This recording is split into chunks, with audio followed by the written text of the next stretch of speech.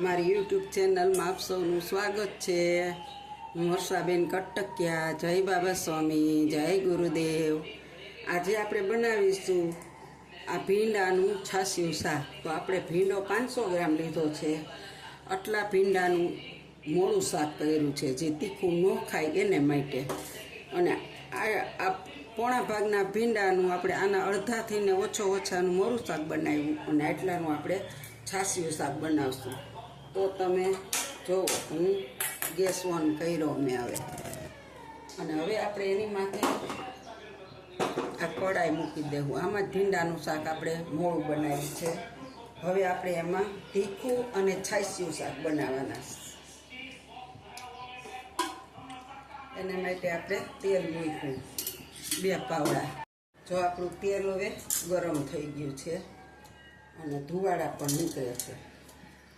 હવે આપણે એની અંદર નાખીશું રાઈ। ભીંડાના શાકની અંદર રાઈ બહુ સરસ લાગતી હોય। જીરું થોડુંક એવું નાખીશું।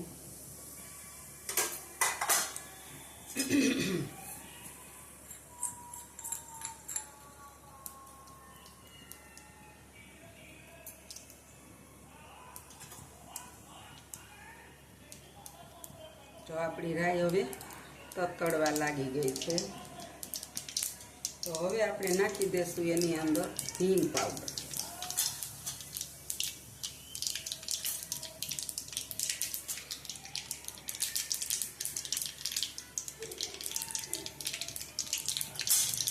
હવે હળદર નાખી દઈશું તેલમાં, અને હવે નાખી દઈશું ભીંડો।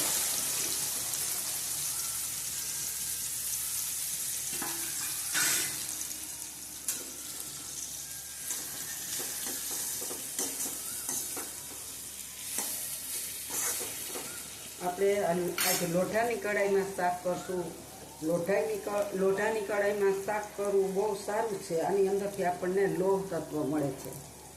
સ્વાદ અનુસાર મીઠું નાખીશું, અને અઠવાડિયે 1-2 વાર તો લોઢાના વાસણમાં પણ શાક બનાવી કે ગમે એ બનાવીને ખાવું જ જોઈએ। આપણા શરીરને લોહ તત્વની પણ જરૂર પડે છે।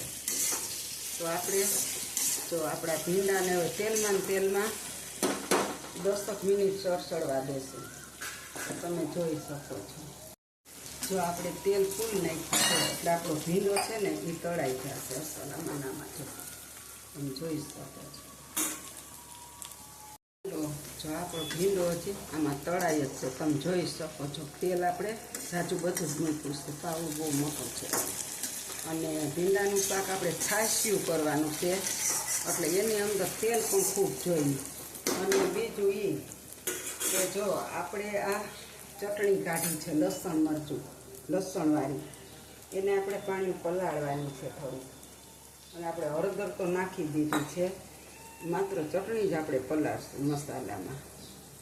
અને આપણે થોડીક વાર પલળવા દેશું, ત્યાં સુધી આપણે ભીંડાને શેકવાનો ચાલુ રાખીશું। જો આપણો ભીંડો સાવ ગળી અને જો તેલમાં મસ્ત તરી ગયો। જો તેલ તમે જોઈ શકો છો, કેટલું બધું તેલ છે ને મસ્ત।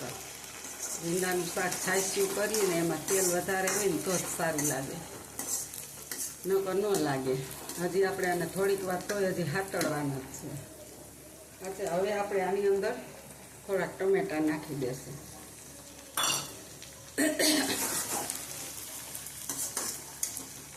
હવે આ ટમેટાને પણ અંદર ગળી જવા દેશું। ટમેટા ગળી જવા આવ્યા પણ હજી થોડાક રહેવા દેશું। ભીંડો તો મસ્ત જરાય ચીકણો નહીં, તેલમાં સતળાઈ ગયો ને એટલે ભીંડાનું શાક ખાતા રહી જાય માણસ, એવું બનવાનું છાશિયું શાક, બાજરાના રોટલા મોજ પડી જાય, અને ઘઉંની રોટલી। અને વરસાદ હોય ને ત્યારે છાશિયું શાક, ઉના બાજરાના રોટલા ખાવાની બહુ મજા આવે। જો આપણા ટમેટા ગળી ગયા છે, તેલ ઘણું છે। હવે આ તેલની અંદર આપણે ચટણી પલાળેલો મસાલો નાખી દઈશું।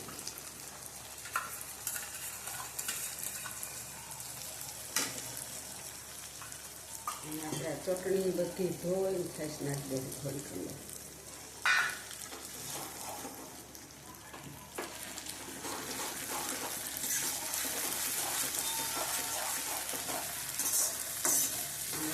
હલાવવું પડે, નકર અંદર છાશ ફાટી જાય.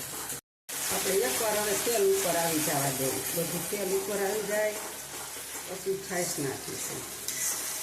અને ચિકાશ તો બધી બળી જાય, ધરાઈ ન રહે, કારણ કે તેલમાં સાવ ભીંડો તમે જોયું ચડાઈ ગયો હતો. અને હવે આ છાશ થોડીક નાખીશ ને એ ચટણીનું પાણી બધું બળી જવા દેવાનું. જો આપણું તેલ બધું તમે જોઈ શકો છો, ચારેય કોર માથે આવવા લાગ્યું છે. ઝારામાં જુઓ તેલ માથે આવી ગયું.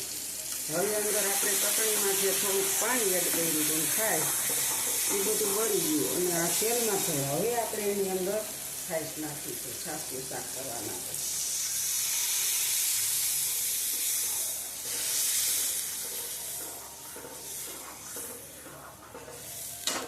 હવે આપણે ઉકળી જવા દેશું. હવે આપણે ધાણા જીરું નાખશું. જો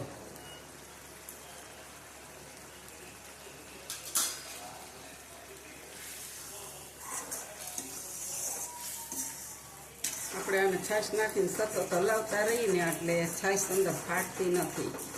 અને આ છાશિયું શાક બાજરાનો રોટલો બહુ મસ્ત રાખે છે. જેને ચોળીને ભાવે ને એમ તો બહુ જ મજા આવી જાય ખાવાની. જો આપણા ફોડવા એમનેમ જ આખા છે. જો તમે જોઈ શકો છો, હું તમને નજીકથી બતાવું. આપણા ફોડવા પણ એ કંઈ ઝૂલતા નથી, પાતળા છે તો એ નથી એને કાંઈ વાંધો આવ્યો. હાલો હવે આપણે ગેસને બંધ કરી દઈશું. બાજરાના રોટલા એરે ખાવું, સજિયા રસો તો ઘાટો થઈને થોડોક ઓઈલો થઈ જશે.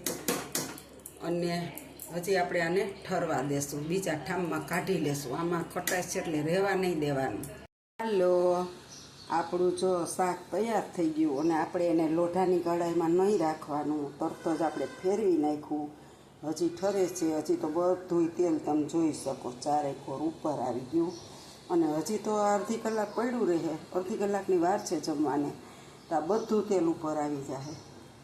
અને જો મારા શાકની રેસીપી તમને સારી લાગે તો લાઈક કરજો, શેર કરજો, બેલ આઇકન બટન દબાવવાનું ભૂલતા નહીં. આવજો, જય બાબા સ્વામી. અને આ રીતે તમે પણ છાશિયું શાક એકવાર ચોક્કસથી ભીંડાનું બનાવજો, સાથે બાજરાના રોટલા, કાંઈ ઘટે નહીં. અને તમે આમ ધરાઈ જાઓ ને એમ જ થાય કે હવે આપણે આવું છાશિયું શાક કરું. આ તો મેં હજી ઓછું તીખું, આખા ઘરનું મોઢું આવ્યું, ઓછું તીખું છે. બાકી ફૂલ તીખું હોય એટલે આખી લાલ ચટક તેલની તર બાંધી જાય. હજી તેલ ઉપર બધું આવતું જાય, જો તમે જોઈ શકો છો. અને હજી આ જેમ ઠરશે ને એમ બધું તેલ ઉપર આવી જાય ને એટલું મસ્ત શાક બની જાય.